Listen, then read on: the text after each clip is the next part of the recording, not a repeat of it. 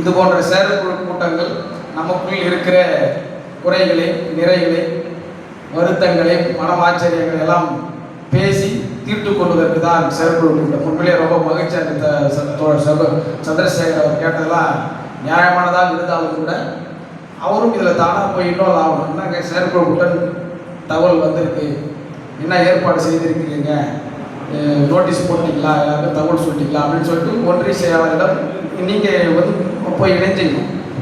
நாம் ஒருத்தர் மேலேயே பழியும் சொல்லிடக்கூடாது. நாமளாம் போய் இணைஞ்சு நம்ம தலைவர் சொல்லுவார், இதுதான் merging with main stream politics. நாம் வந்து எல்லாம் புறக்கணிக்கிற சூழல் இருக்கிற நிலையில் கூட வலிந்து சென்று உறவாட வேண்டும் என்று நம்மளுடைய தலைவர் நம்மளை சொல்லுவார். இன்றைக்கு நாம் நின்று கொண்டிருப்பது மிக வரலாற்று சிறப்பு மிக்க தருணம்.